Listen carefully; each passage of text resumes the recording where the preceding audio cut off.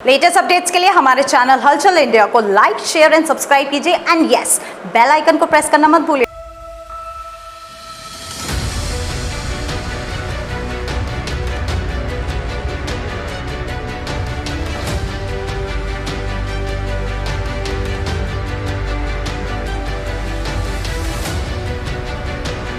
गरीबी का श्राप क्या होता है, ये आज हलचल इंडिया आपको एक गरीबों की बस्ती में लेकर आया है, जहां ये बस्ती है फ्रीगंज रोड पर कुष्ठ आश्रम के पीछे।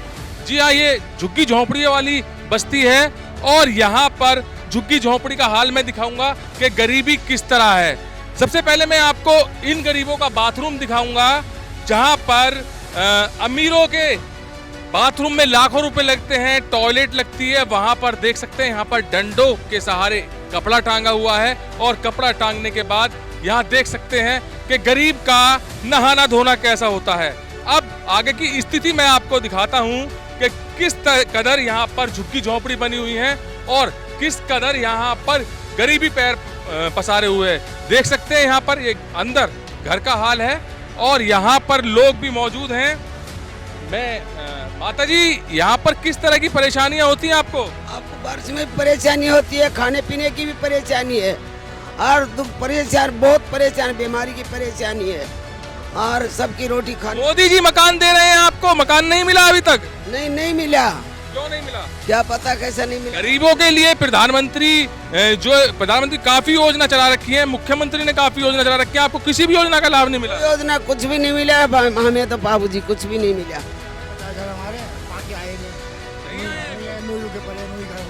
किस तरह से रहते हैं यहाँ पर? ये जैसे बारिश भी पड़ रही है इस टाइम और आपकी छप्पर डली हुई है, कई पानी टपकती है, छप्पर में से घर बह जाता है, छप्पर में से बच्चे परेशान रहते हैं हमारे। तो इस चीज की शिकायत नहीं किसी से आपने की है? कोई शिकायत नहीं हो रहा, हमारा बहुत किया हमने, डीएम के पास गए, मेंबर के पास गए, बहुत जगह गए, नहीं हो रहा कुछ भी। जी बताइए माता जी। देखो कैसे डूब रहे बच्चे जा रहे, डूब रहे, कोई मकान न कोई झुग्गी भी नहीं, तिरपाल। प्रधानमंत्री तो काफी योजनाएं दे रहे हैं गरीबों के लिए और कुछ भी नहीं दे रहे। देखो पानी जी, यहाँ तो ऐसे ही चले जाते, के भी चले जाते, फार्म भर के भी चले जाते। कुछ कैमरामैन से मैं दिखाना चाहूंगा, देख सकते हैं यहाँ का हाल। जैसे यहाँ के लोग बता रहे हैं कि किस स्थिति में ये लोग रहते हैं और इनका किसी भी योजना में लाभ इनको नहीं मिला है। और गरीबी की बात की जाए तो इन गरीबों के पास ना ही तो कोई रोजगार है, ना ही कोई नौकरी है, ना ही कोई व्यापार है और इन सब चीजों की वजह से, ना होने की वजह से ये गरीबी की दलदल में और भी धंसते हुए जा रहे हैं। क्योंकि यहाँ के जितने भी लोग हैं वो कूड़ा करकट बीनने का काम करते हैं, फेरी लगाते हैं, मगर इन लोगों को अपना पालन पोषण करना होता है, जिसकी वजह से ये लोग। जी अम्मा जी बताइए, सबसे पहले हम यहाँ के लोगों की सुनेंगे। जी बताइए। एक झुग्गी और बहुत सब परेशान है, खाना पीना कुछ भी नहीं है, बारिश हो जाती बहुत परेशानी, रोड भी नहीं है, खाना पीना भी नहीं है और बच्चे सभी परेशान। इसी वजह से शायद गरीबी इनके घर में आश्रम बनाए हुए है, क्योंकि अगर पढ़े लिखे होते हैं तो कुछ रोजगार भी कर सकते हैं, नौकरी भी कर सकते हैं या कुछ व्यापार भी कर सकते हैं, मगर पनपने के आसार इन लोगों के नहीं हैं। क्योंकि जो सरकारी योजनाएं गरीबों के लिए सरकार दे रही है उनका लाभ इन तक नहीं पहुंच रहा है। अगर उनका लाभ इन तक पहुंचेगा तो शायद प्रधानमंत्री आवासीय योजना के तहत कम से कम इनके सर पर छत तो आ जाएगी। क्योंकि जो ये झुग्गी झोंपड़ी में रह रहे हैं, बारिश के मौसम में ये बिल्कुल भी नहीं रह सकते, पानी टपकता है। जहां पर छोटे छोटे मैं दिखा सकता हूं कि इन बच्चों की क्या हालत है, किस तरह से ये पनप रहे हैं, किस तरह से इनका पालन पोषण हो रहा है। तो सरकारी योजनाओं का लाभ हर गरीब तक पहुंचे, यही प्रधानमंत्री का प्रयास है। मगर यहाँ कुछ ऐसे परिवार भी हैं जहां पर अभी किसी भी एक योजना का गरीबों को लाभ नहीं मिला है।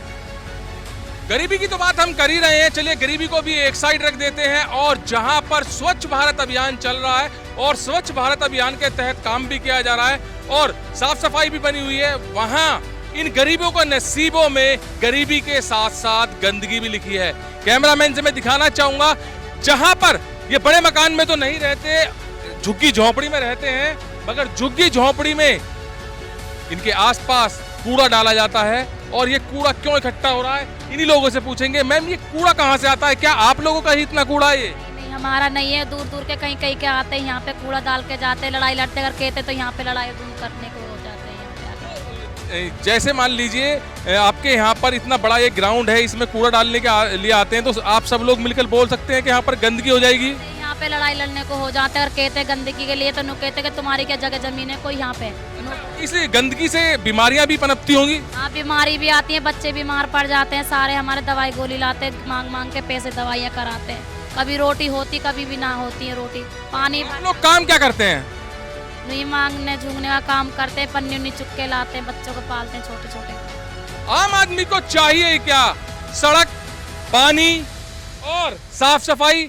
मगर इन गरीबों की बस्ती का हाल दिखाता हूं मैं कि यहाँ किस तरह की सड़कें बनी हुई हैं, किस तरह की नाली बनी हुई है। अगर यहाँ पर बारिश पड़ जाती है तो नाली ना होने के कारण यहाँ पर पानी भर जाता है, और जहाँ पर पानी भर जाता है वहाँ आप जानते हैं कि बीमारियां किस कदर पनप जाती हैं। तो देख सकते हैं यहाँ का क्या हाल है, और ये नाली देख सकते हैं कि यहाँ पर नाली किस तरह से सुनवाई नहीं होती है कि मोदी जब से 20 बार हमने फार्म भी भरा, हमारी कोई सुनवाई नहीं लेते हैं। कुछ दबंग आदमी ऐसा करते, कब्जा बनाते कि हम रहेंगे। कौन दबंग है? देखो इधर जो भराव कर रखा है इन आदमियों ने, देखो इधर हम बता। जी आप कैसे बताइए क्या परेशानी है आपकी? बात है ये पानी बोतल में ठंडा हम कहाँ तक पियेंगे? किसके दौरे पियेंगे बताइए आप। नहीं, कहाँ ठंडा पानी? बाहर तो फ्रिज लगे पड़े हैं एकदम, हैं? और बताओ यहाँ पे कहाँ लगा हुआ है फ्रिज? बताइए आप। पानी आपको कुल मिलाकर मिल रहा है? पानी तो मिल रहा है, मेरी बात सुनो, आप बैठे रहो एकदम। पानी तो मिल रहा है, बताओ बाहर से भर के लाते हैं हम, बताओ कहाँ से लेके आए? माता जी बताइए। हम बताते हैं ये बात। देखो हमारे ये खरंजा नहीं बना है, देखो कैसा हो रहा है रोड, और देखो हमारे पानी भर जाता है, हम रोटी कहाँ पे बनाएंगे? और देखो हमारे जो नाली नहीं बनी हुई है। तो आप गए थे, किसी शिकायत करने गए हैं? क्या गए हैं? वीडियो तो नगर पालिका में, और वहाँ डूडे ऑफिस गए, नगर पालिका में गए, सब जगह गए हम। कोई सुनवाई नहीं हुई आपकी? हमारी सुनवाई नहीं है। हमने 20 बार मकान के फार्म भर दिया, हमारी कोई सुनवाई नहीं है।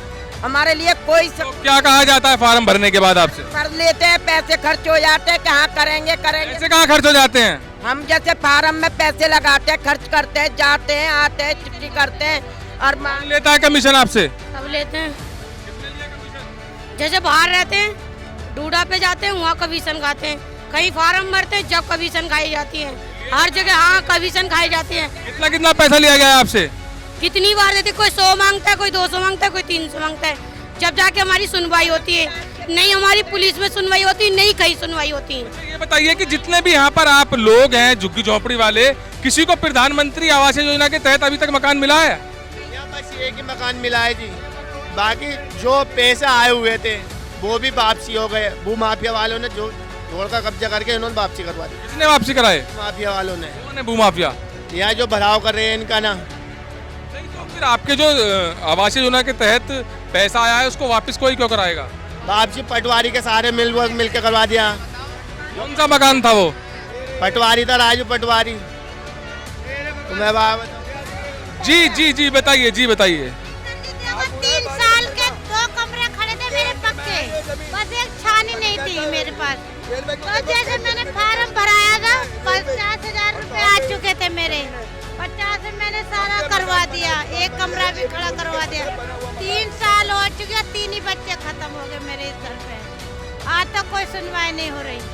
विकास भवन में जाती हूँ तो जो कहते हैं जमा करो पैसे। क्या कहा जाता? मांगते हैं पैसे 50,000 रुपए। कौन मांगता है?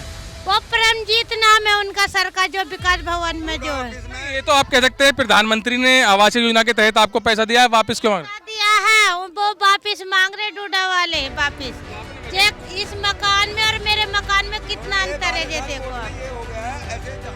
तो यहाँ पर लोगों की समस्या आप सुन रहे हैं, लगातार देख रहे हैं, और मैं यहाँ का हाल आपको दिखाना चाहता हूँ। कैमरामैन आपको दिखाएगा आगे तक कि किस तरह के यहाँ जो है हाल बना हुआ है, और गंदगी का आलम कुछ इस तरह है कि शायद ही यहाँ पर कोई आके झांके भी, मगर ये लोग मजबूरी में रह रहे हैं।